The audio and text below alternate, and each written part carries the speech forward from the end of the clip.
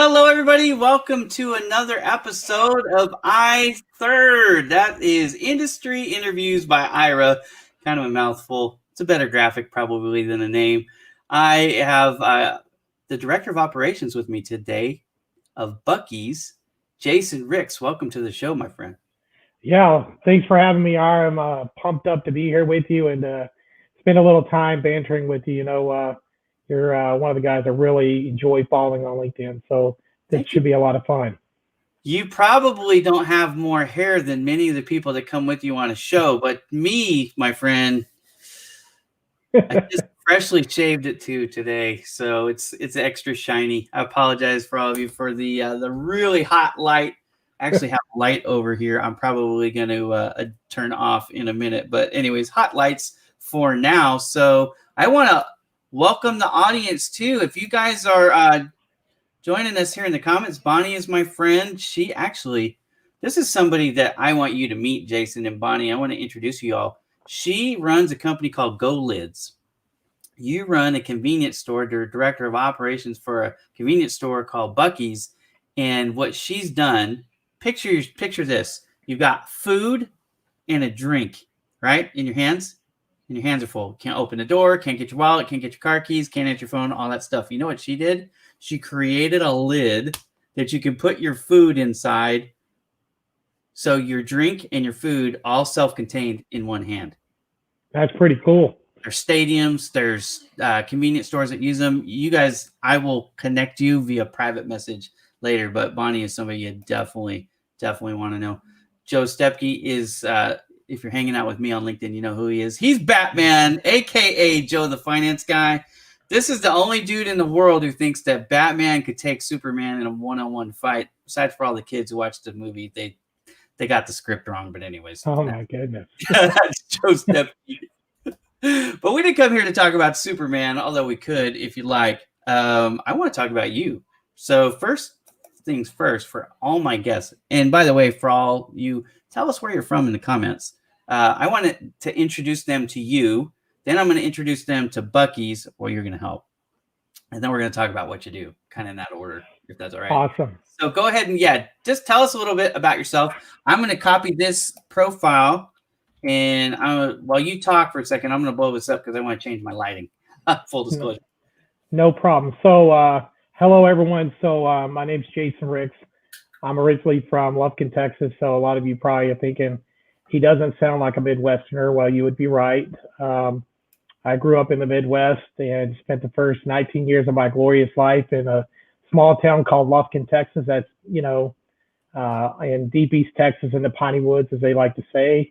Joined the military not too far after high school and ended up in Omaha, Nebraska, and loved the area and just decided to stay. And so after I got out of the Air Force, I tootled around trying to figure out what I wanted to be when I grow up. I talk a lot about this with people that, it took me 2 to 3 years to really figure out who I wanted to be and what I should be. And, I did sell cars. I worked as a broker for Edward Jones for a while. I got into the convenience game, and I've been doing that for over 15 years now. And, I just love the challenge of running small store convenience and what all is involved with that. So it's been fantastic ride. It's something I really, really love, Ira. Yeah, well, and you've got a lot of experience. Look, we've got district advisor, district manager, regional operations manager, territory manager, and director of operations. So, and just a few companies, I think, these are household names for me. I don't know if everybody recognizes these names or not, but these are not small time companies. So you've got great experience in a lot of big companies. So, and look at that, 4,000 followers. That's nothing to sneeze at. So you've got a significant following. And you had told me in the green room that you really had just started ramping this up on LinkedIn activities. How long ago was that? Yeah, so I probably started really working on LinkedIn about 2 years ago, off and on. Yeah. But I made a commitment to myself in November, December of this year that I really wanted to do something with it, to give back and find a way to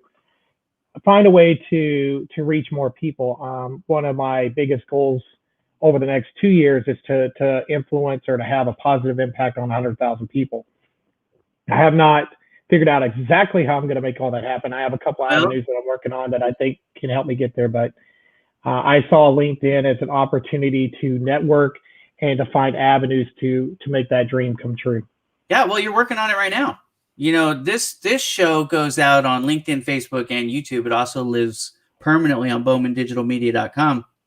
But my audience, my personal audience is 200,000 folks. And then on LinkedIn alone. Then I have my business activities, which is another 50,000 followers. That's actually over 50,000 now. And then you've got all the different avenues that I have on all the other socials. You're reaching potentially that right now. Hopefully a lot of people like Bonnie and you will connect, and that'll give you some more energy. And Joe, the finance guy, he put up a post the other day, a video the other day. I want to say it was seen by 25,000 people. A video was played 25,000 times. I'm like, that's amazing. If you didn't see it, it was an artist in a park put some saran wrap on a tree, and you're going, what the heck is this guy about to do? What he does is nothing short of amazing. It makes it look like the middle of the tree is missing and the top of the tree is floating, but then you can see through the tree. It was like, wow. Anyways. Wow. Yeah, there's some, the cool thing is with the advent of like platforms like TikTok and some of these others, you can find some, just some of the ingenuity and video out there has just been tremendous. Look at that. I saw one. 48 hours. We're 48 hours in, I think, Joe, right? Somewhere along those lines. 36,000 views on a video. And if you know anything about the platform LinkedIn, it's hard to get a lot of views on videos. Well, anyways, it just shows you the power of networking. Joe started really hitting networking hard about the same time you did. And I want to say he's at 15,000 or so connections, but he's got, you and I talked about this, your personal page. He's got a Joe the Finance Guy page. That's his page. It's 12, almost 1,300 followers now. There's a lot of people on LinkedIn that don't have that many followers personally. But when you get your business page built up like that, there's a ton of advantages that we could talk about offline. I can't coach LinkedIn on a LinkedIn Live. It's against the rules. So I have to I agree with you on that. I have to be careful what I say, but you know that you have access to me behind the scenes. You can reach out and I will help you for sure. So that's your condensed version of your history. I say, and I put the link, it's right here for everybody who didn't see it. This is the link to Jason's personal LinkedIn page. Okay. I put that on YouTube. I put that on Facebook. It's on LinkedIn, obviously. So wherever you're watching us from, and we have people watching us from all three platforms, which thank you very much, everybody, for watching wherever you're watching from. Go ahead and reach out to Jason on LinkedIn if you're on it and hit that connect button. He's a great person. He's got my personal stamp of approval. That's why he's on the show. It was almost like happenstance, right? You were watching another one of my episodes, and I'm like, I said, Jason, I'd love to have you on my show. And you said, let's do it. So here we are. Yeah, it was great. I was actually, you're going to laugh at this. I was driving. I wasn't driving. I guess I was riding in the middle of Fort Worth. We were on the way across town.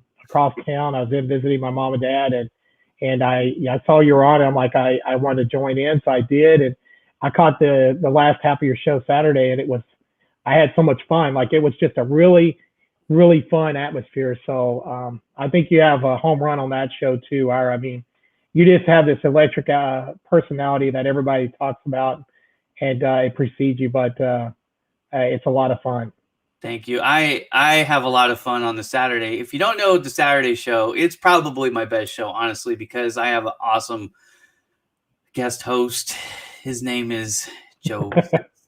Joe the Finance Guy. We call it Saturday's Cup of Joe. It originally was on Wednesdays, but just full transparency, I had to get up and start the show at 6 a.m. And I'm like, I don't know if you guys know this about me, but I work late. I usually work at least till midnight every night. A lot of nights I'll work till 1 or 2 in the morning. So I'm one of those guys, right? I don't get up early. Some of you people get up at 4 a.m. I don't know how you do it, because I'm working sometimes till 4 a.m. I'm not an early riser. I'm one of those I have to fight to get out of bed. So I told Joe one day, I'm like, Joe, brother, I love you, but I can't do it. And so we came up with a compromise Saturday 9 o'clock my time, noon his time. But one thing we're going to do different starting this Saturday. Joe, put this link for me, buddy. We're doing a clubhouse room. So we're going to have an event page, social tap, all this stuff. We're going to start a half hour before. If you like Saturday Cup of Joe and you want to get into the green room with Joe and I, join that. He's going to be running the clubhouse. I'll be, as I'm setting up the room, this room, StreamYard, and all the things that I do to prep for the show. As I'm doing that, we're going to be on Clubhouse. We're going to, take questions. And if you guys want to give us suggestions or, like, hey, why don't you guys talk about this week? Because if you watch the show, if you consume it on a regular basis, we don't script. So whatever comes into my mind, which is a scary place to be, whatever comes in Joseph's mind, that's a much friendlier place. But anyways, that's what we talk about. So anyways, we're excited about that. I don't know if you see the Buckies. I'm sure you get this every single day. I have been getting this ever since I said I've got the director of ops from Bucky's coming on. Now notice Jason's got his shirt on with the logo, other side. There we go. And I'm very familiar with both companies because I lived in Texas. Okay. So Bucky's, the one that Carol's talking about, is not the same Bucky's that we're talking about, right? It's the E's versus the Y apostrophe. That's right. So notice we're not trying to disparage anything about Bucky's. Great company. Wrong. Bucky's. So now that we've got that out of the way, from now on, I'm just going to presume that y'all know which one. Yeah. So, hey, Ira, let me tell a story real quick about this because this is actually really fun. So, do it. The two companies actually started within a year or two of each other. They were both started in right around 1980, 81. And both companies are named after the founding father, if you will, of the companies, and they're the nicknames. And so, we started in Omaha, Nebraska, and we operate across Omaha, Chicago, St. Louis, St. Joe, Missouri, which is just north of Kansas City, the Chiefs, Chief territory. Yeah, we don't want to talk about that, Jason. This is really hard. Digital media's got their colors for a reason. Wait, do you see the chair? See that? That's all. My papers. So actually, you know what? I'm going to tell that after you tell the story. I'm going to go in. Keep going. Yeah. So, and then we also have 4 stores down in Houston. So, having grown up in Texas and operating in Texas, I'm very familiar with the Bucky the Beaver brand, and they have some massive sites out there. So when we moved to Texas from Las Vegas, and we had never heard of neither Bucky's, right? So we moved there, and somebody said, you got to go to this gas station, which is really weird. I've just got to say, like, for anybody to say, like, oh, you really got to go check out this gas station, like that by itself is kind of bizarre. But what they told us about Bucky's, now this is the other one, in full disclosure, this is the one with the E's. They said Bucky's has 2 things. They have really good chocolate something. Now I can't remember what it is. But anyways, I'm not into that stuff. But there's some type of chocolate thing that they said, you got to try it. And I'm like, fudge. No, not fudge. I hate being old. I can't remember. I'll think of it. But anyways, the other thing was the clean restrooms. They said that's the rest stop of Texas. And I'm like, that's interesting because usually most restrooms in most gas stations are gross, and I don't want to be anywhere near them. But I went in and I checked. I was like, they're right. They're really clean. I don't know what they do, but they keep them really clean. So the other thing that I found fascinating, which wasn't one of the selling points that they said, hey, you got to go check this out. They said that, or I found out they have a lot of pumps, which is cool because you never have to wait in line. But anyways, those are the things about the other ones. Now, Bucky's, your Bucky's, I worked for a company. I lived in New Braunfels, and I would work one day in Austin and one day in San Antonio. But our regional headquarters was in Houston, and I had to go there once a month. And so I would fill up at your Bucky's. Well, the ones there. So right. That's how I got exposure to both. And I don't think I was confused the first time I went in. I don't think I really paid attention to the name. It was just, it happened to be convenient, which that's what it is, right? It's a convenience store. So it was convenient for me to fill up there, but I liked it. So I started hitting that every time I would go because I'm a creature of habit. Now, before we go any further, you mentioned my arch rival, which is the Chiefs. I hate the Chiefs. Now, my family, my dad's side of the family is from Kansas City, Missouri, which is really funny. So I have family that still live there, but that's like we talk smack. So I grew up in Las Vegas and the Bay Area. My dad was raised in a town some of you have heard called Napa, which if you like wine, you probably know Napa Valley. So that's where my dad was raised. So they moved from Missouri, Kansas City area to Napa, which is the home or the old home now of the Raiders during training camp. That's where they used to hold their training camp. So that's where the family that was out here, they became Raiders fans because it was the local team. I grew up rooting for the Raiders, never for the Chiefs. The only person that in my immediate family that rooted for the Chiefs was my grandfather, who grew up in Kansas City. Anyways, so I hate the Chiefs. So let's just get that straight.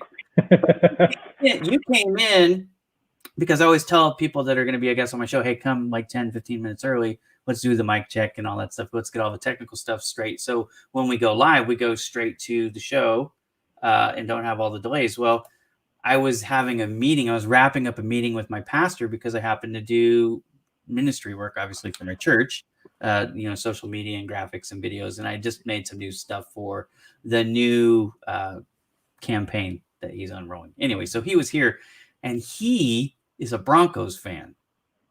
So I've engaged today back to back with Broncos and Chiefs fans.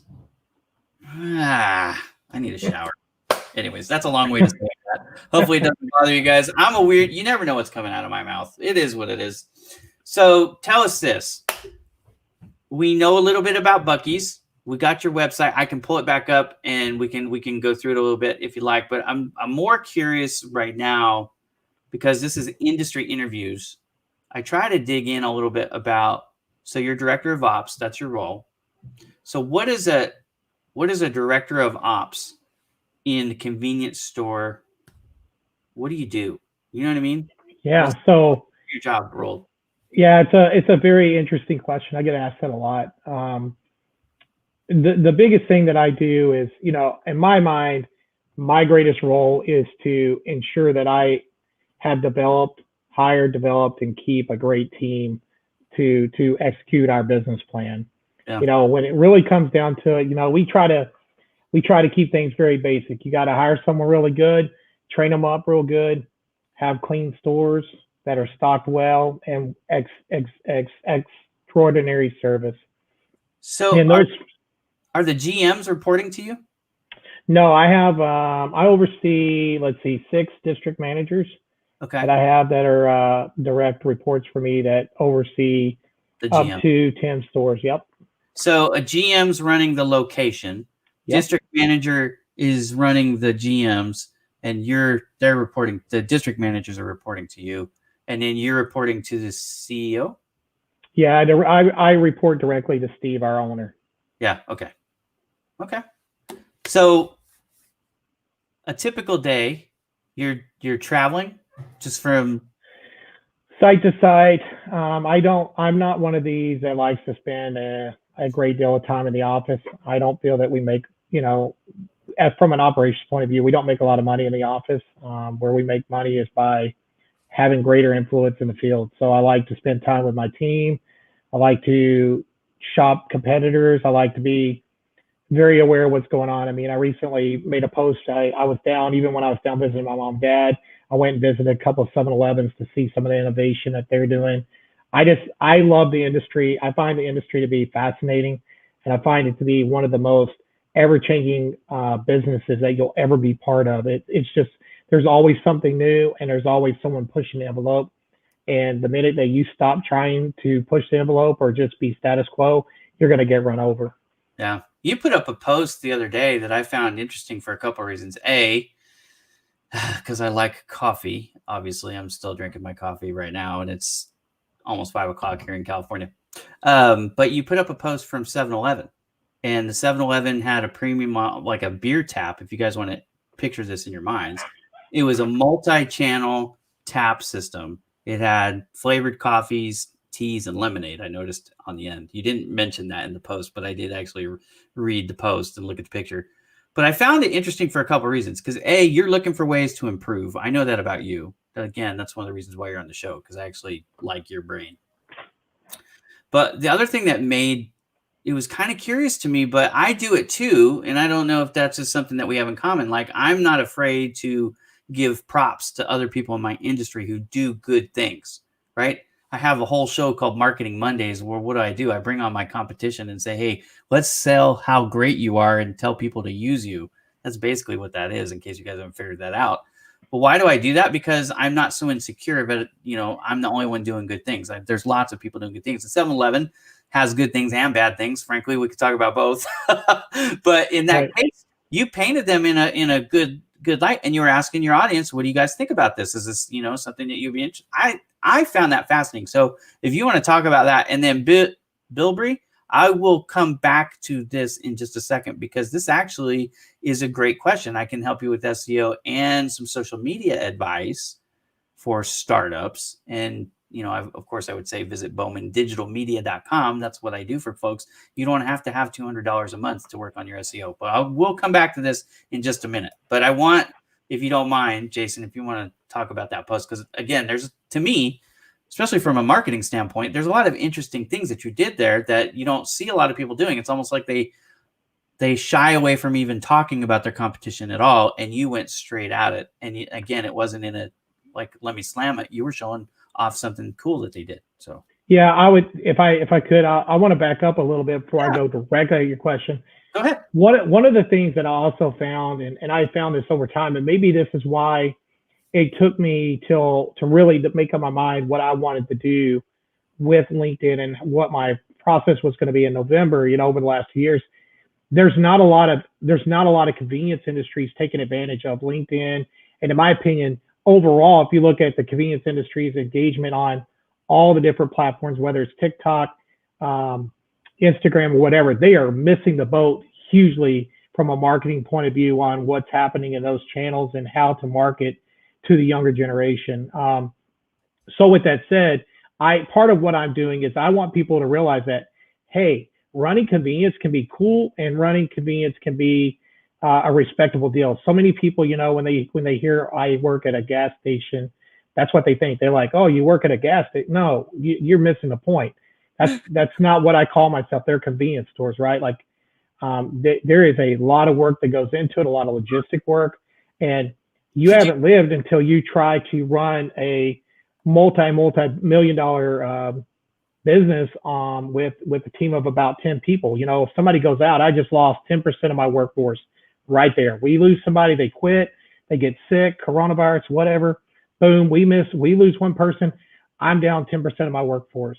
There's not a lot of other business models that face that challenge. And so it's how I kind of got into this. And to kind of go back to the post, I love to call out when people are doing stuff right. And I love to use it to find out and to use it on places like LinkedIn and find out, hey, I think this is cool, but whether I think it's cool or not really doesn't matter. What the customer thinks is what matters. So it's an easy way to gauge engagement. And I will tell you that based upon that post, I mean, it's up to like 70 likes or something and 40, 50 comments. So what I'm finding with that post is that people do like it. In fact, I think a gentleman that I'm connected with said he was going to stop through there this afternoon to take a look at it. So that's the power of LinkedIn. And if you think about all those people that I hear from and you talk to, without LinkedIn, you would never, ever have an opportunity to interact with those people. It's just really amazing.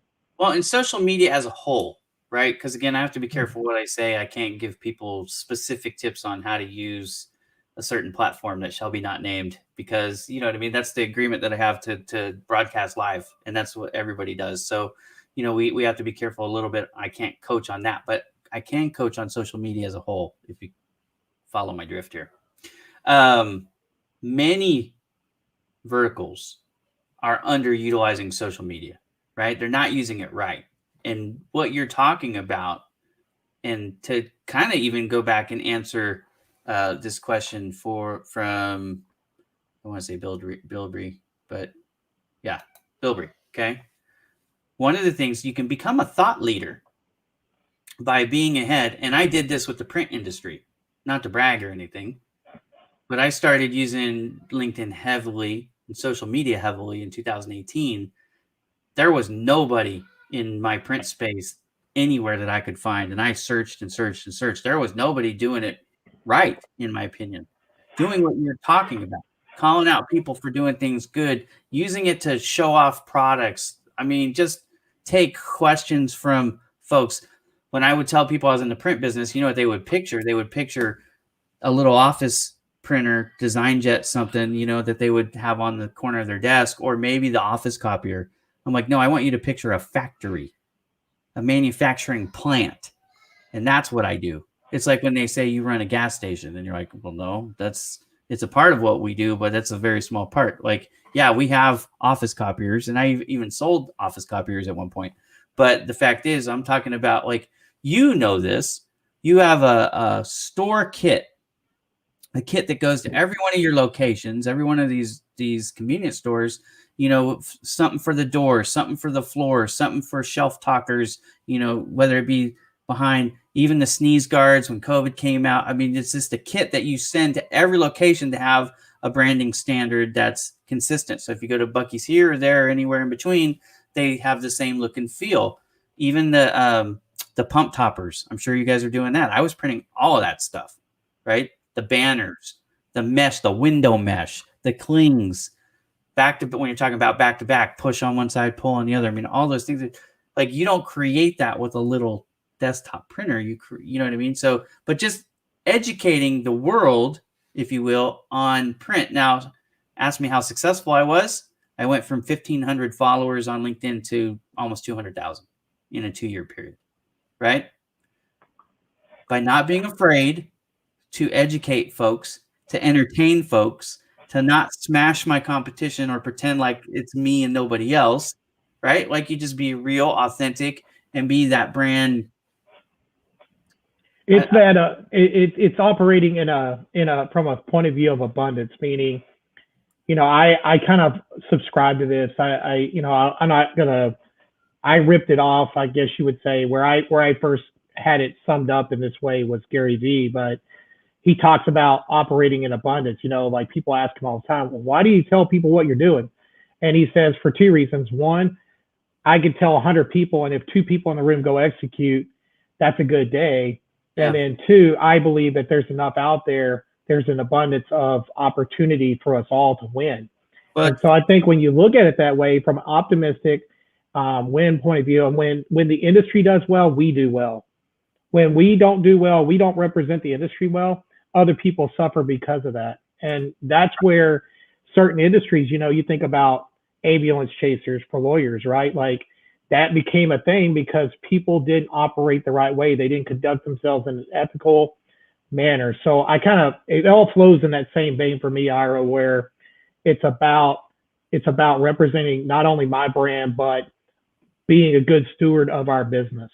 Yeah, well, I think the dividends, and look, Gary Vee and VaynerMedia, that's who my company, Bowman Digital Media, is aspiring to be. Not like Ira Bowman's never going to be Gary Vee, right? I'm not trying to be Vanderchuck, but the fact is, like, I respect and admire a lot of what he's doing. His business mind, his marketing mind, the way he uses social media, the campaigns that they create for their clients, the type of clients that they run. Like, I'm trying to emulate that a lot, but not like rip them off. You know what I mean? But what he says is part of why I do the Marketing Monday show. This all ties together, right? You promoted something that one of your competitors, 7-Eleven, you know, is doing well in a post, and I bring people on my show to give them a spotlight and put them in front of my 200,000 followers, by the way, right? But the reason why I do that is because they're all doing something really good. Look, I just had Joanne Gore from Joanne Gore Communications on my show on Monday. And, you know, I told her before the show starts, like, look, if I do this right, you're going to get some new customers out of this. The customers are only going to know about her because, you know, I put them in front of her. But I think that's good because she does things different than I do. She has more experience. Honestly, if you look at our marketing background, she has more experience at some of the things than I do. You know what I mean? Now, I'm honored that she actually hired me to animate her video intros. You and I were talking about the video intros before the show started. She actually paid me to do hers. I did an intro and an outro for her, and I actually made that my post today. Again, more free pub for her. But, when you get out there, and this is for everybody now, Bill Bree, this is one of the things that you can do. If you can become a thought leader in your space, you don't have to pay necessarily for SEO. One of the ways that we're going to do this for free, podcasting, that's an idea. Also blog writing, content for your website, right? So you have to have some authority in a space to be seen as somebody who's a desired vendor, right? So if you're a startup company, whatever it is that you're doing, and it looks like you're doing something with ink, I don't know if that's tattooing or you're selling printer ink or whatever you're doing, but whatever it is that you're doing, you have to elevate your authority and the awareness of those who don't know about you. How do you do that? You do stuff like this. You come on podcasts, you write blogs, do guest blogs for other people. If you can get another website to pick up your blog, that exposes you to that audience. So there's a couple tips for you. Now, for everybody on social media, also be like Jason here. Don't be afraid to give compliments to people who are doing something good in your space, because again, it will paint you in a better light. Like, okay, well, he's not just trying to smash the competition and badmouth them, because we all run into those folks too. Their competition never does anything right you know what I mean? If you listen to just what they say. But I'm telling you, in the marketing space, in the social media space, there's hundreds of thousands of people who are doing it right. And so you just have to find one that you vibe with. But I'm trying to let people know, and I know you are too, by your posts. Your posts tell me, even before you and I had this conversation, that you are not just going to besmirch somebody or pretend like you're the only one doing good things. No. Anyway.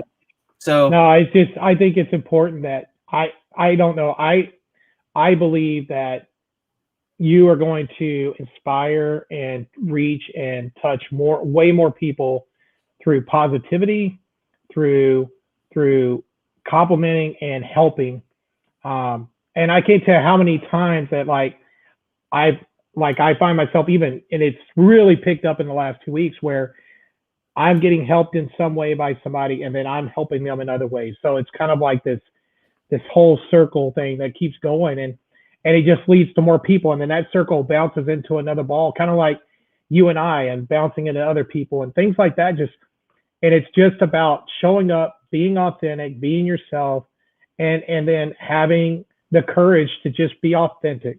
Yeah. And everybody asks me about the post, and it's like, look, it's not like I sit there and think about it for hours. A lot of my posts come from off the cuff, something that happened today, or something that I saw on TV, or they may come from a variety of things. I started the Smile Files, the hashtag Smile Files, and I tell stories about my employees. Love it. It's some of my best posts is the employee stories. And I got to tell you, Ira, it's just, that all started just because I wanted to show that there's a lot of people really getting it done, and done in a good way, that will never get recognized. And so if I can give them 3 minutes of fame on social media, you have no idea how much that means to those people. No, I think I do. I made a mistake. I'm gonna be completely transparent. I made a mistake in my execution of something, although my heart was in the right place. So we had my print shop in San Antonio. We had a team that worked extra hard on a project and turned it around.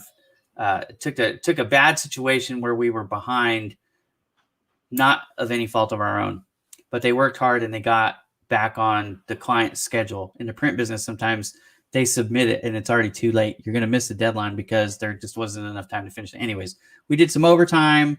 We got it done. I bought donuts for the team, brought them in. I thought, well, this is cool. We bought them from another company, a donut company that uses us, right? So there's some cross promotional opportunities here in my mind. That's what I'm thinking. So I took some pictures of the team getting the donuts, not even eating them, but just getting them, with the packaging of the company that, was one of our clients. Put them up on social media. And I got a call from HR. And HR goes, you need to take that post down. And I'm like, what's the problem with that post? She's like, did you not see the comments in the post? And I'm like, no, I'm sorry, but I didn't. So the employees that I happened to capture with the donuts happened to be a little bit over the ideal weight, eating donuts. Some people in the comments got a little, social media did what social media does. They don't always have, the sensitivity. So, and back then, I wasn't doing social media the way I do it now, like monitoring it full time. And, that wasn't my job. I was a sales manager for, a regional sales manager for a giant print company. So I was like, okay, well, I guess we'll have to delete the post. But you know what I mean? Like the whole point of that was to do what you were just saying, like to give them some spotlight, to shine a positive light. I just had poor execution. Because you know what I mean? It can happen. And I mean, unfortunately, it's just like anything else, though, Ira. Anybody can stir the pot on just about anything you can do. I mean, just like the post from 7-Eleven, I'm sure if somebody really wanted to, they could come up with some way to spin that in a negative light.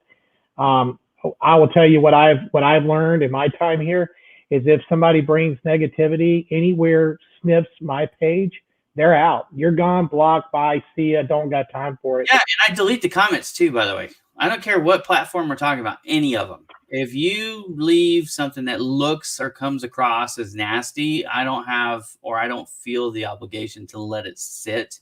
Some people get mad at me about that, and those people pretty much don't follow me anymore, and I'm fine with that too, because I'm like, look, everybody has their quote unquote page. And I think it's your responsibility as the owner of your page to curate what is on your page, not only with your post, but your content. So for example, like if I share this video and somebody comes on from AM/PM or ARCO and starts talking crap about Bucky's, guess what I'm going to do? I'm going to delete every one of those comments because there's no place for it. That's my obligation. Now, back then, I didn't realize that was a thing. So we went to the, delete the video.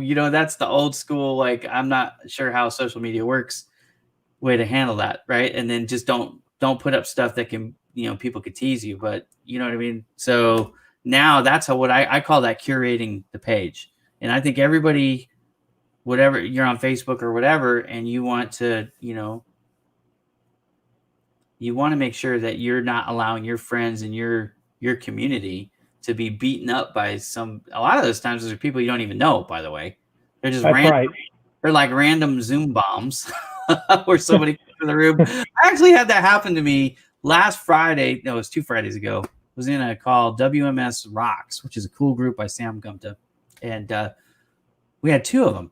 But this guy comes in, no shirt. And he was another guy that was a little bit over the ideal weight, jiggly. You know what I mean? So he comes in no shirt. He's got some weird music on, and he's just like shaking his whole body. And I will never forget that message, that image. Like it's ingrained in my brain.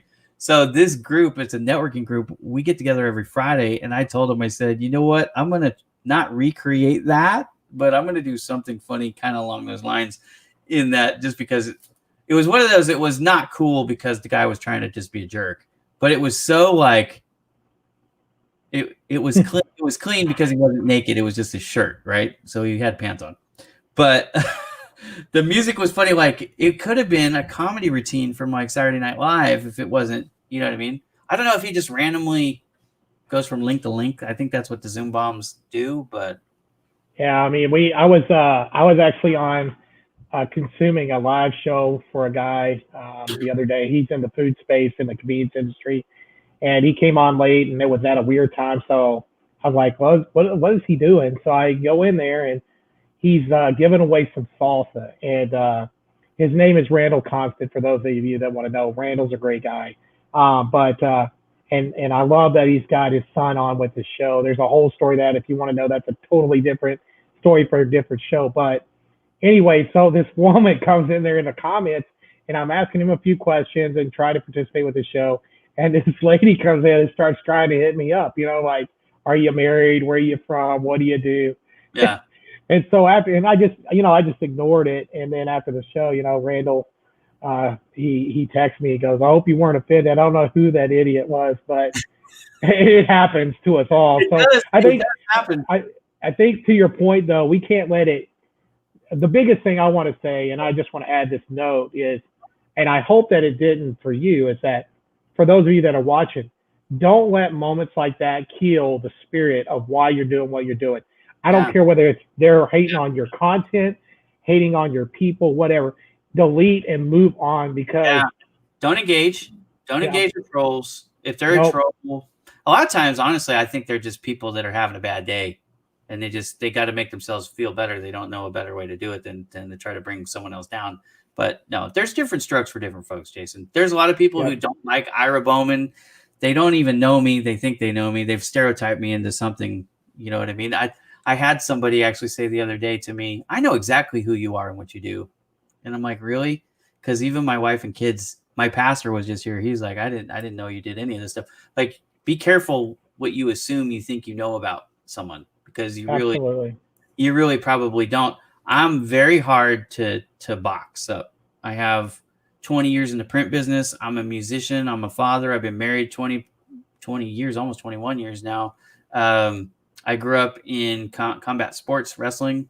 I was a cross country runner. I mean, I did all kinds of stuff. I was also in band, in choir. I was a music major. Like, when you try to like box me in, I guarantee you that box probably isn't going to fit. So it really is interesting how people do that, though. So they'll summarize you, or try to, in like some simple brushstroke, which is not nearly accurate, and then it's like the what do they call that, the scarecrow, what is that, the scarecrow argument? Yeah, You well, I think you're on. I can't remember exactly what that is, but know what I'm talking yeah, about, right? They make some hypothetical argument that's so weak, and then they could just knock it down, and it's like, that's not even accurate, bro. You've got me all wrong. You didn't take the time to get to know me, and then you're trying to make light of something that you just assume that's how I think or feel, or my experience is what it is. But, like, for example, probably the number one thing that happens to me, I don't know about you, but I get people who say, "Oh, you're just trying to be famous." it was actually in my mind as you were talking about this. I was just going to say I've had family members tell me that I'm doing these live shows and I'm doing all the stuff that I've been doing about ego, and I said you just don't even have a clue of where my mind's at on this. I said, if it was about ego, believe me, there's a lot easier places to go to get ego strokes than what I'm doing. Because let me tell you, there's nothing that will kill your ego more than writing a copy on a post that you think is just going to be earth shattering for people, and you get like 10 views and that's it. You know what I mean?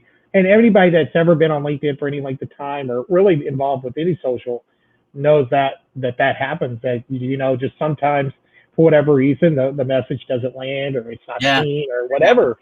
It happens. It's funny though. For folks who say that, I'm like, you obviously have not experienced this yet, because the larger the profile becomes, it actually becomes the opposite of what you think. Instead of people patting you on the back, you have more people shooting arrows at you.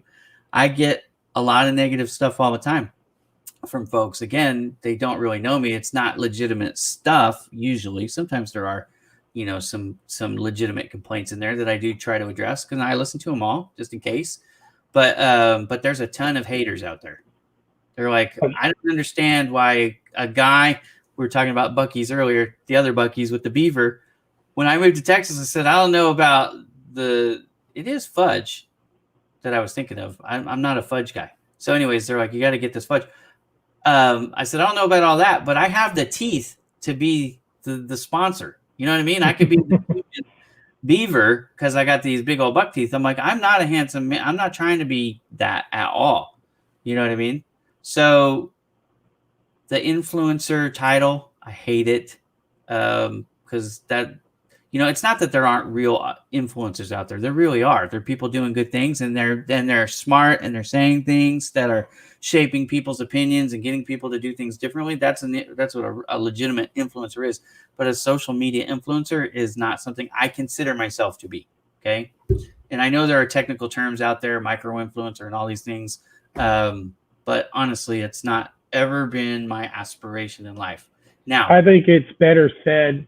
I aspire to be an impactful leader. That's yeah, it. And so if I impactful lead through these various channels, that allows me to spread my message to more people, then that's bonus. But here's I'm a with you. The desire to be an influencer has never ever even crossed my mind. Like it's the farthest thing from my mind whatsoever. well, the word influencer has a negative connotation to me personally. Now I know the world doesn't see it that way. I get it. That's just that's an Ira thing, an Ira hang up, if you will. I'm completely okay with people thinking that, and I feel that way. But you said something there. It's a great segue because it's where I was going next, anyways. Um, One of the skills to do what you do, director of ops, is leadership. You have to be a good leader, and it's not just an authoritative dictator. You actually have to get people to do what it is that you want to do, so that your company, especially when you have multiple locations like you do. How many locations how many Bucky's are there in total? There's there's 94 located across 6 states. And so you're director of operations for all 94, right? I mean, Well, I have there's a guy that works for us that's kind of my counterpart that just covers Chicago. So okay. yeah, Chicago, and I have all the rest. So you've got to get everybody outside of Chicago to follow your directives. That's right. It's a heck of a leader and a lot of leadership skills to do that. So over the next, I don't know, 10 minutes, let's say, let's talk about leadership because it just falls in line perfect with what we were talking about. The social media part into your daily leadership roles. What does that look like? How did you develop these skills? What are you working on to improve moving to forward? Mentorship, any of that stuff that you want to talk about. Let's open Pandora's box a little bit. Director of operations has to be a good leader 100% of the time. I can't imagine a good director of ops that isn't. So first of all, let's talk about leadership as it pertains to what you're doing now with your team. And then let's talk about maybe how you develop some of those skills, and into the future, what can you work on, or what would maybe for somebody who's getting into the developer of ops role, maybe they're looking to step up, what can they work on to be prepared for that role as it pertains to leadership? And I'm just going to let you talk now.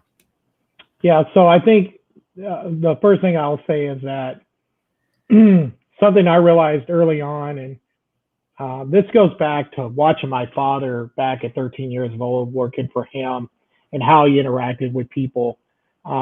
Really says everything about who you are as a person and what kind of leader you're going to be. But the sooner that you realize as a leader that you work for the people that are on your team, the better leader you're going to be and the more successful you're going to be. One of my primary objectives is to remove barriers. So how this all started, when I took my role, my team was slightly underdeveloped. We needed some stronger managers. We also needed to refine some processes and redefine processes and do some training. So the first step was we went in and we made a concerted effort to training. So one of the things we did was I worked with the owner, Steve, and got his buy-in, and we sent every manager to Dale Carnegie training. For those of you that don't know about Dale Carnegie training, it's about an 8-week weekly meeting. It's about a 2-hour course. I highly, highly, highly recommend it, especially if you're going to be in a district manager role or above. Look into it. It's just the people skills. They talk about, learning to show some of the basic concepts of the training are learning people's names. To people, there's no sweeter name than no sweeter sound in their language than the sound of their name. 100%. You talk about don't condemn, complain.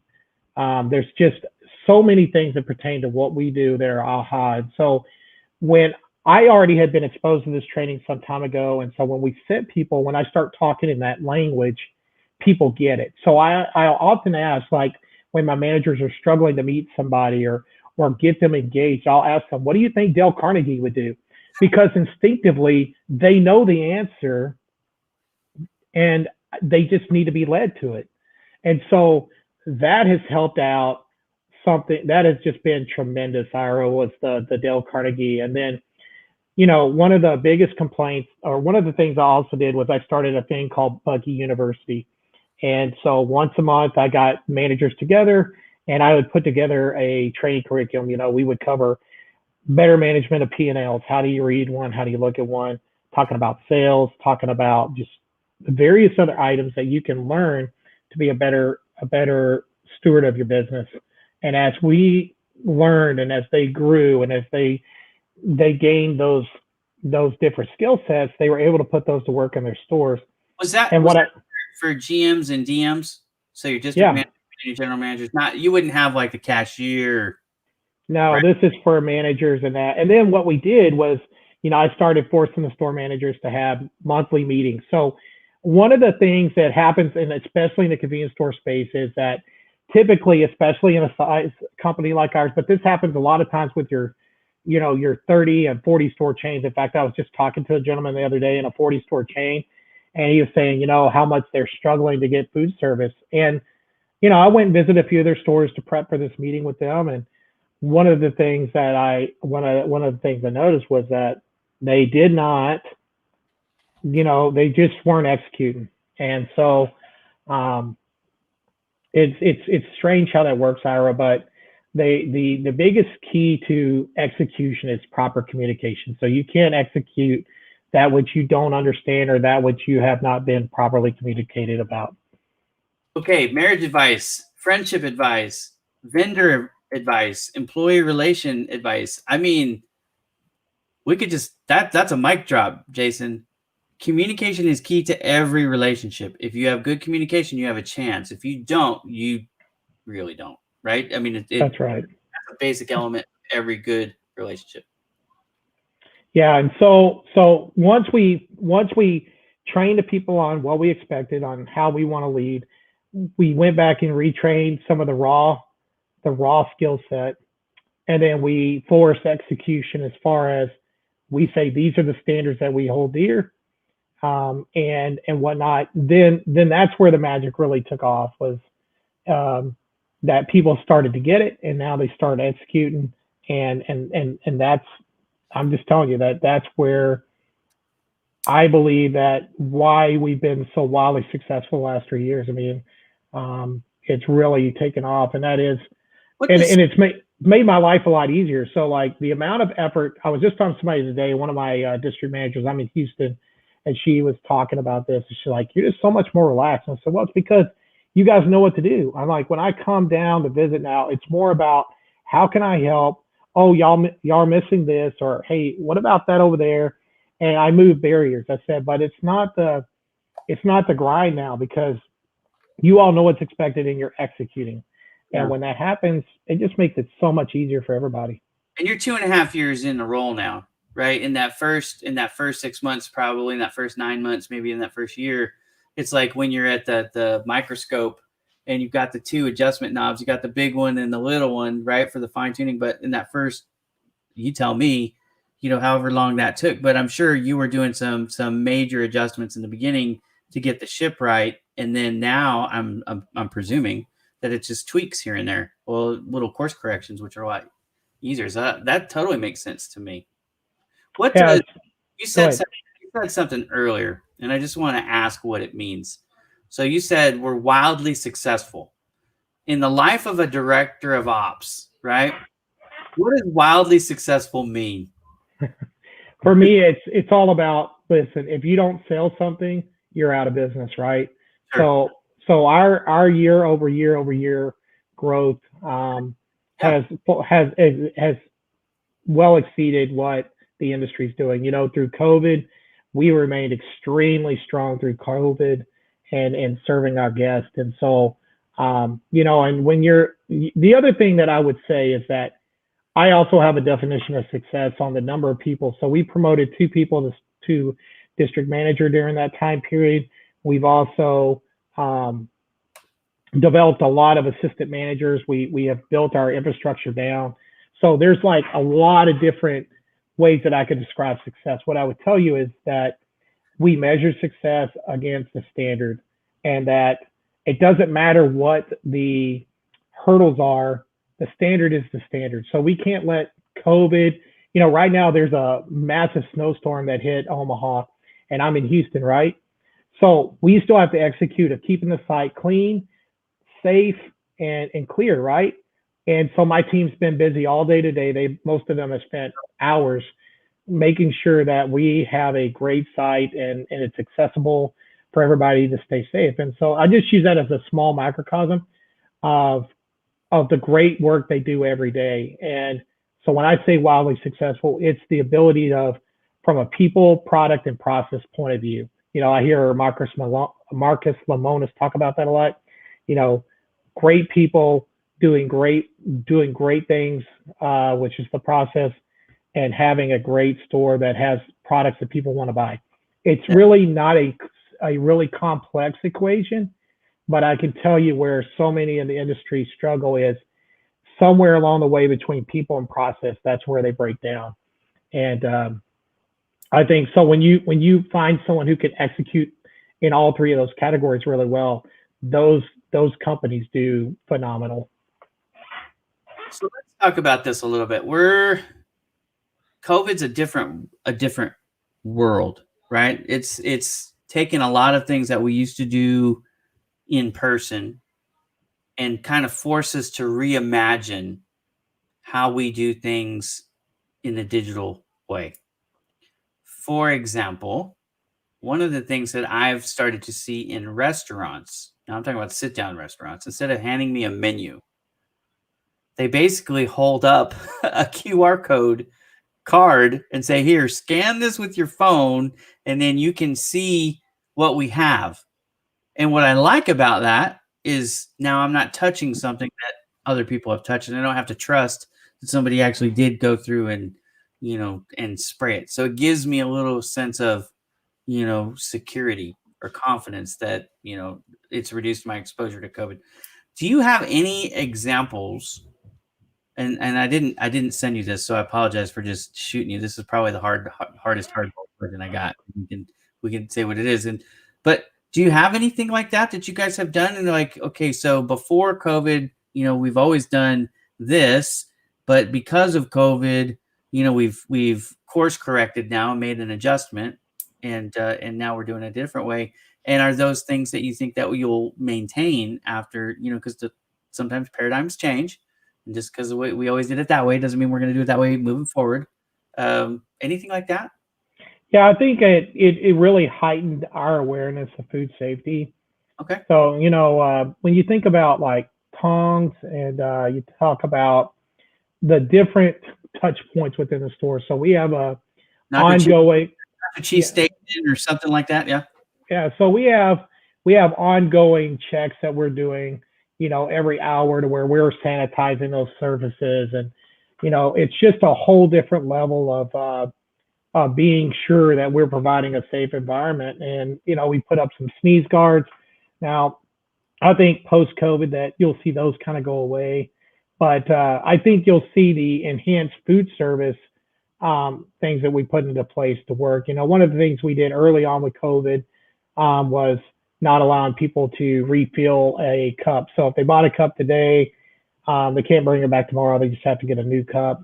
Yeah. And what we found is that since all this started, we haven't let people try to bring a refill. It just the industry itself has really linked that. We have a few people that do from time to time, but the majority of customers have seen the value in just getting a new cup, fresh cup, moving on. Well, that include your comeback cups. I know those, I think in the 80s became really, really popular, and I've grown up with them. Like, I don't even know if you younger generation even know what I mean, but I know Jason knows what I'm talking about with the comeback cup. So you've got a plastic cup, and it's usually got a logo. It's got Bucky's written on it, and it is usually cheaper. It's almost like a value program, like a ticket that you would punch, but you just get a better price. So are you talking about that too for sodas and for coffees, or? Yeah, well, we did that. So we've kind of opened that back up to let people reuse those now. But there was probably about a 6-month period there where we didn't have that in there, and that was kind of an industry standard. I mean, that went from coast to coast to just everyone kind of drew that line in the sand. Well, But it's I don't know if you were doing this back then, but I remember when they came out, right? Like when it started to become a thing. The original concept of the Comeback Cup was about brand loyalty. It was like, look, if I can get you my cup in your hand and you can come refill this for, 3/4 of what the normal price is or half of what the normal price is. That was almost like your lost leader in a sense, because now you're going to come and you're going to fill up and you're going to buy everything else, your morning paper, because we used to buy the paper, right? I mean, right. things that have changed. Oh my goodness. And the candy bar that was, you know what I mean? So you had the other stuff with the markups to help kind of make up for it. But that was the idea of those in the beginning. Plus, of course, it was branding, because if you can get them to walk around with your logo all day, that's obviously a good thing too. So I'm sure you have compensated for those in other ways, but obviously, I don't know about you, most industry stuff that is down. People are driving less. So, they're working from home. They're not even going out. So I'm sure your volumes, you've seen adjustments in that. So another thing, what we haven't talked about with pricing strategies, I've noticed at all the restaurants I'm going to, there's been price increases to compensate for the lower demand.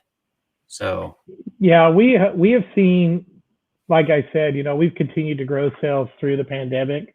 Um, it's just been extraordinary. The brand loyalty and our customer base has been there for us. And, obviously there's, in our industry, as price increases come from vendors and stuff, we do have to pass some of those along, but that's pretty standard in any business. But what's going to be interesting to see is, as time goes by, is what's the lingering and long-term effects of the pandemic and moving goods. So the price of goods has been heavily affected by the ability to move them. And so I don't know that we have still fully seen the full effects of what that's going to be as of yet.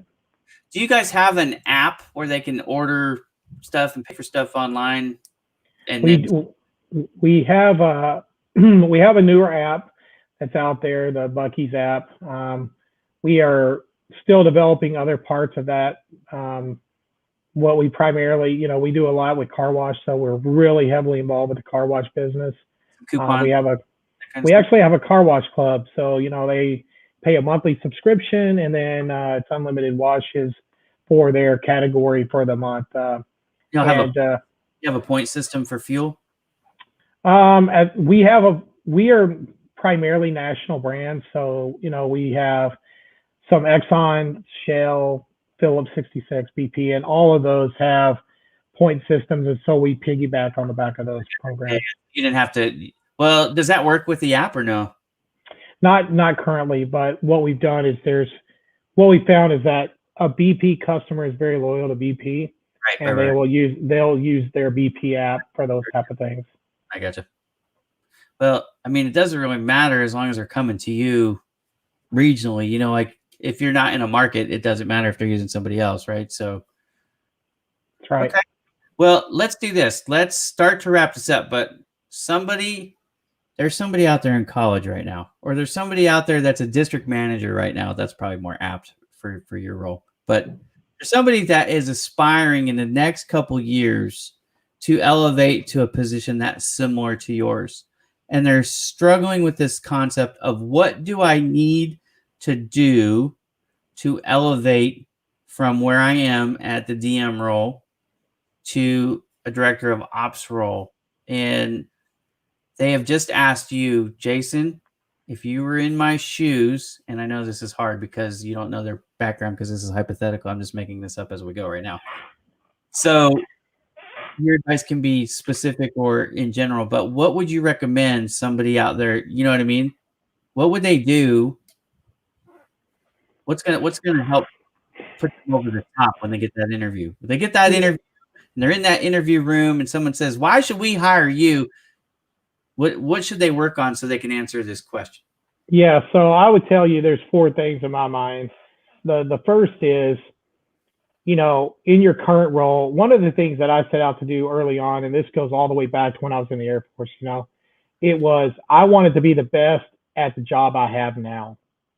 So if you're a district manager or you're a store manager and you want to grow, be the best store manager in your group, or try to be the best store manager in your region or in your company. And then from there, those are the people that they're looking at as future leadership opportunities. When there's a chance to be involved with a committee, or there's a chance to be involved outside of the normal realm of responsibility, be the one to step up and not look for compensation for those opportunities, and always be the go-to. So become, as we talked about earlier, become the authority. So the expert. So when there's issues in the store, that you're the guy that knows how to fix it, that other managers call, because those create leadership opportunities. And then lastly, I would say is as you're taking on the role, think about why you want the role. If you're wanting the role for more money, I would tell you, please don't take the role, because money is a very short-term motivator. If your desire to promote to the next level needs to be predicated on having a greater impact and to touch more people. If that's not at high level on your priority list, then promoting is only going to cause more frustration and probably burn you out and have you lose your team. So the biggest thing is to be the best at what you do today, continue to learn, ask questions, read. I read a minimum of 12 books a year. Last year I read 21 books, but I'm an avid reader, and I take a little something from every book. And that's how I became who I am, really. I've just started working recently with an executive coach, and she asked me, "Are you sure you've never had professional development?" I'm like, "Well, if you take the 150 books that I've read in the last 5 to 10 years, then yes, but not one-on-one like this." And so John Maxwell said it like this. He says, "Not all readers are leaders, but all leaders are readers." That's so true. And so, those will be the kind of keys. I know that's maybe not, I wasn't prepared for that, but in my mind, that's how I got to where I am. I set out to be the best. I want to say this. You're doing great. Okay. So you're doing awesome. For all my audience, if you ever come on my show, I don't send you a list of questions for you to prepare in advance. We're having real conversations here with real experts, and I hit them on the fly with this stuff. And I don't even know 5 minutes before the show all the things I'm going to ask. I like have an idea of what I'm going to ask, but I mean, it can go. I like to go with the conversation, with the flow. So when I ask things like, "Hey, what is Bucky's doing to adjust on the fly in operations to COVID? And what are things that somebody who aspires to ascend to your role can work on now so that they're prepared when they?" I told you what. I told you the day and time. That was it. So you're doing amazing.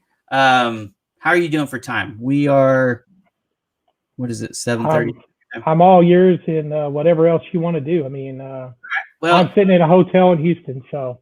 I love Houston. I only miss it because sometimes you want to appreciate where you're really from. It's humid in Houston, although it's not right now because it's wintertime. But in the summertime, good night. That's the armpit of Texas. You get over to New Braunfels, and it's way more. I'd say better, but it's just because it's not humid. Basically. We used to vacation out in New Braunfels around the Frio River and tubing. Is some of the best time you'll ever have. Can't beat it. And I lived right there where the hills met the grass. So if you're picturing Highway 35, I'm on the left-hand side. If you're headed north, I'm on that side of it. Love it. It actually reminds me a lot of Fairfield, California, except with the exception of there's no wild boar out there, and there's no cactus, pear cactus in Fairfield, but you've got the oak trees and the grass and the rolling hills. Beautiful. But anyways, we're off topic a little bit. Somebody who wants to be a director of ops, one of the things that I will add to what Jason said, and I love everything he said, what I would add for anybody, in fact, you can apply this to anything. If you want to be something, go find somebody who's doing the role who has recently stopped doing the role. So either current experience or just past current experience, and ask them these types of questions. Ask them, hey, if you were to start over, what would you do? Like, for example, what kind of education do we need in college? Do we need a master's degree? Do we need just a bachelor's degree? Do we even need a bachelor's degree? You know, those types of questions. Languages, like, for example, if you're in the Southwest, you really probably need to be fluent in Spanish. I'm sure that would, I don't know if you are, but I'm sure that would come in handy, not necessarily necessary in Chicago. You got to know where you're at. You know what I mean? So all those things, but you talk to folks. An informational interview is basically an interview in reverse. You go, okay, what did you do? How did you do it? What things helped you do it? Like you just talked about advice, reading a book a month, basically, because you said read 12 books a year, that averages one a month. What types of books would be like, if I'm in an informational interview, is that's one of the things I'm going to talk about. And you said talking about professional development, that's a good book, probably some HR stuff, probably some sales stuff, probably some IT stuff, some social media stuff. I mean, all this stuff you have your hands in everything in director of ops, right? I mean, there's nothing That's right. from janitor supplies and from OSHA safety regulations. You've got the food stuff we've already talked about, having to make changes to the way you guys are serving the food, and you've got to do the cleanings and the sneeze guards, which are there now, but will probably be taken away. You know what you're doing, right? Even stuff with vendor relations. Oh my goodness. We talked about communication. Read communicate. You should, every one of you should be reading a communication book a year, at least once a year, right? And probably in DevOps, I'm going to say you probably need at least 2, because what we say at the core of everything, your employees, your vendors, your clients, your home life, right? Because you're better off at work when you have a happy home life. So all that stuff, that communication needs to be like in good shape. I would tell everybody out there, one of the books that really changed my life was a book called Crucial Conversations. I can't think of the author right off the top of my head, Ira, but if you look that up, Crucial Conversations. I'm going to Google it and see if we can find it. Yeah, it's one of the best. By Al Switzler. Yes, that's it. Granny and Ron McKillen, I think that's how you say it. I got a link to Amazon. Well, no, I can't do that because it's got my personal information on it. Can't do that one. Sorry. I just learned that doesn't take it away. Like, I am not trying to do like affiliate market or anything. Here's a book review on it from Goodreads. I'm going to share this link in the comments for y'all. So if you want to click on it, that'll get you to the book that Jason just recommended, which I appreciate, by the way. I'm going to order it and read it myself. So, but that's the kind of stuff I want people to think about. Like, you don't just wake up one day and say, I'm going to be the operations director for a major company. And again, Bucky's, I know we use regional and national and all those terms, but it's 94 locations. That's a big company. How many employees? How many employees overall? We're talking 1,000 employees. Double that, about 2,500. Okay, 2,500. Yeah. So that's a big company. If you want a role like that, you're not just going to happenstance into that. You're going to have to set your sights on it and work towards it. So I would say I love that. I love you saying that, because it comes up a lot with the employees. Like, they think that I went to Stanford or to Harvard, and that like almost they make you feel at times like some people, you almost get the impression that they think you're popped out the womb as a director of ops or VP of ops. And it's just not like that. And I will tell you that when I first started my role as a store manager, that was the first job I had as a convenience. I was a training store manager. And I even didn't even get into the convenience industry thinking I was going to stay in it. I got into it thinking I'll do this for a year or two, get some good experience, and then I'll go to work for Walgreens and maybe Walmart and grow my career in a big box. Well, I spent the first 3 weeks in training, and I loved it. I loved the in and out nature. I just fell in love with the business. I'm like, this is where I belong. Yeah. And so then as I ran a store, I was trying to be the best store manager. I wanted to be the best in my district. Then I wanted to kick everyone's tail that was in our division. And I thought, if I ever become a district manager, man, I will have hit the pinnacle of my career. Well, 2 years later, I become the district manager. And I'm like, wow, okay, well, I guess I'm gonna have to put some new goalposts up because I'm already there. Right. And so then it became, well, how do I become a regional? And so, I tooled around. I cleaned up a number of different districts, and then I became a regional. And then it's like, Shazam, like, so what now? And so what I guess what I'm trying to tell you is, set your mind. It goes back to the question you asked.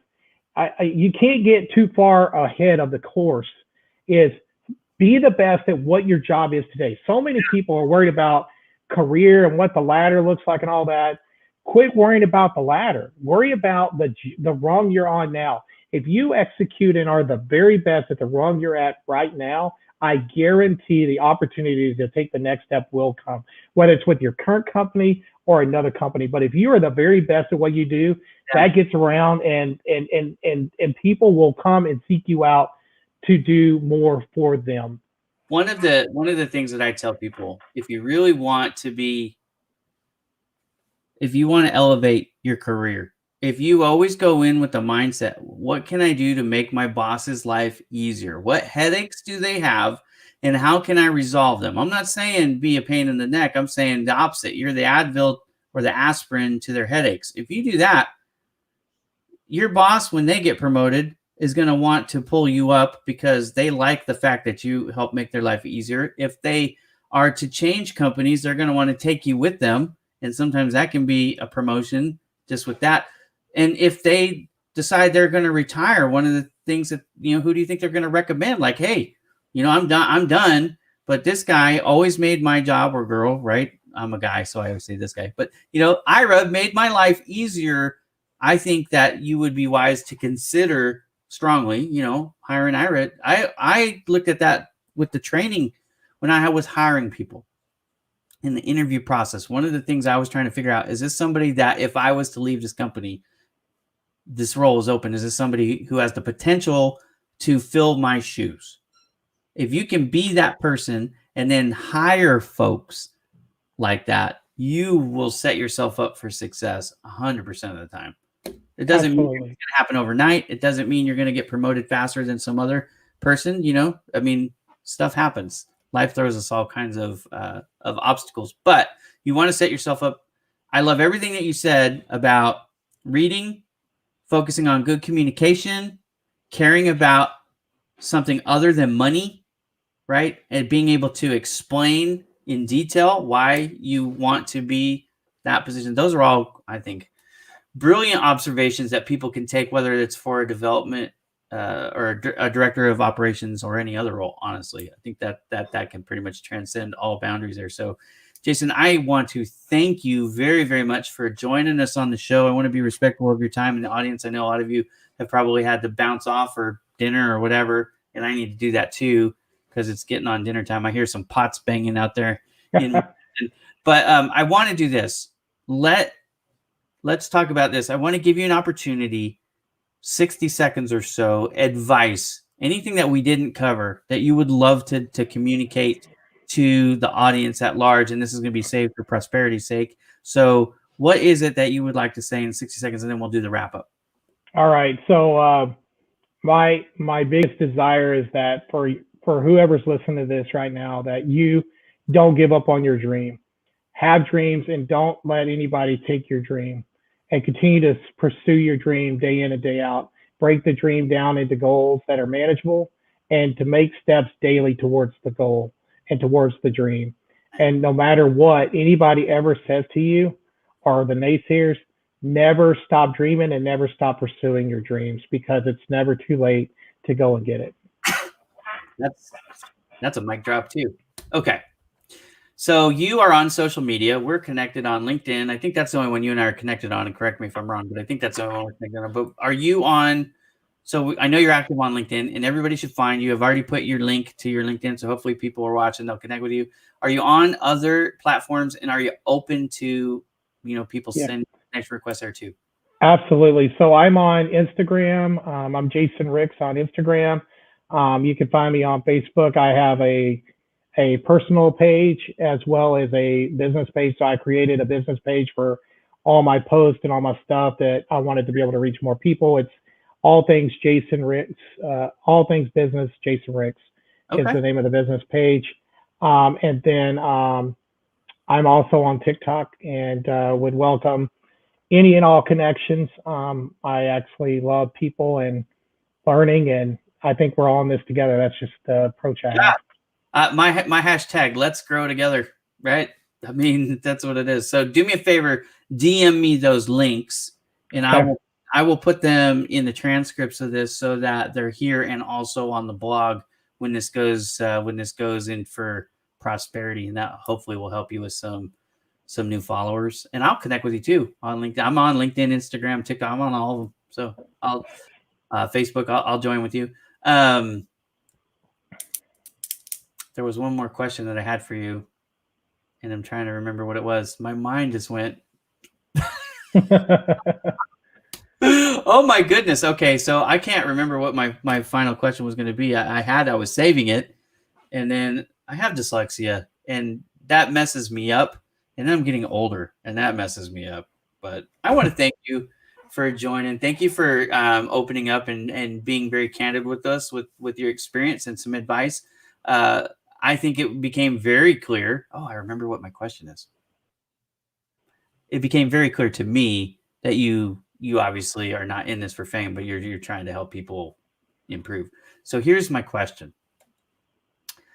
Your ideal, like if you said, Ira, I would really love to be connected to fill in the blank. You know what I mean? Like, is there a segment that you really, they would help you out if you had more of these types of connections, like an industry or a title or, Yeah, I really want to be, excuse me, I want to make more connections within the convenience industry. Okay. So if you really look overall, it's just a segment or a group of people that I value, and I want to be more and more plugged in for like, VPs, COOs, CEOs, Leadership. like Dave DePinto would be like somebody that it would make my day to be connected to Dave DePinto at 7-Eleven or some of the other, big names out there like that, Do me a favor. Send me those two private chat now. DM me. Okay. And I'm going to do what I can to introduce you to anybody in my 200,000 folks that fit that. Like you though, I found the space kind of crickets. Even when they have an account, they don't necessarily really use it, right? No, and that's why I'm trying to build it through others. So like, my idol is Marcus Lemonis, and I'll tell you why, because I just believe in how he goes about business and the way that his mind thinks. We think a lot alike, and so I've sent him a connection request on LinkedIn. It's gone unanswered. Sure. So I'm like, my dream is that one day he'll see something about me and he'll be like, I remember that guy, and we'll connect. We'll see if that happens. But and I'll send you those in the DM. But have you tried sending him a video message? I have not tried that, but that's a good idea. One thing, and everybody could take this. I mean, this is free advice I'm giving to you all. One thing that I'm starting to do, and LinkedIn has the audio messages, which are good, but if they're not on LinkedIn, it's ineffective because they're just not on. But what I'd like to do is record a video. I publish it on YouTube. I do the unlisted, so it's not private, but it's not public, so it's unlisted. Anybody can watch it if they have the link, and I will email that to them, and I'll do a picture, and then I'll embed the link in the picture, and I'll say something on the picture like, click here. I've created a personal message for you, and I've found that people do watch those. You know what I mean? That's a good idea. I'll try that out. It's a shot in the dark, but it might work for you. And if it does, you can give me, a free coffee next time I come to Bucky's. We'll call it even. if I get the connection, I'll get you a cup of coffee and a piece of pizza. So there we go. Now, and don't forget, Bonnie Go Lids. I really think that could take you, when you see it, you're going to be like, oh my gosh, this is like, it started as stadium lids was the idea. I don't know if you've ever had like a beer and a popcorn or a hot dog or something, and you're walking down to your seat and you spill it. Oh, it's happened to me before. Bummer. If it's the same company, I believe I saw this at Minute Maid. It was this lady had some nachos, and the cup set down in the center. They had nachos around the ring up top, and so I'm gonna guess that it's something like that. I wouldn't be surprised if it's not the same company. So I'm super excited to see it. I don't normally do this, but I'm going to do this for you because you're like the perfect audience for her. And this is the product called Go Lids. So this is the top of the cup lid. It's a container, and she could put Bucky's logo. She could do a couple different things. They could print Bucky's logos, or they can stamp it. So like an emboss, deboss kind of thing. So, and she's not paying me a referral fee, by the way. This is what I do for people when I know one person who could benefit from the other, but this is what it is. So, you have your food, you have your drink, and what do we all have? We have the phone, So anyways, you only got two hands. That's what it looks like right there. That's awesome. So, they order the nachos, or they order the hot dog, and they got the 44-ounce drink, or whatever, 36-ounce or 32-ounce or whatever. Bucky's, I can't remember what size y'all have. Sorry, but it could be a drink, it could be a slushie, it could be a coffee. I mean, anyways, there it is. So, yeah, send me. I think she was in the comments, so yeah. I'll look to connect with her. That'd be great. But yeah, so that could be one of those things that you guys add where it makes sense, if not the whole chain. But you know what I mean? Like, I think anybody in the convenience industry who sees that will it's like your post with the 7-Eleven stuff. It's like, why wouldn't I want to do that? You know what I mean? Anyhow. Absolutely right. Go Lids.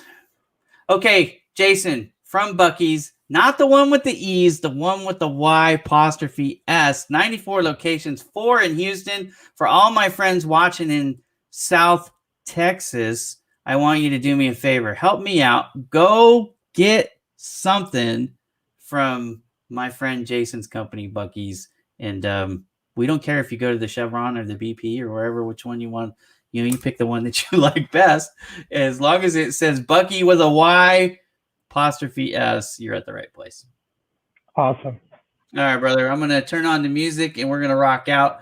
But thank you for coming on. I really appreciate it. Thank you for everybody in the audience for watching, and we'll see you next time on I to the Third Power, which is Industry Interviews by Ira.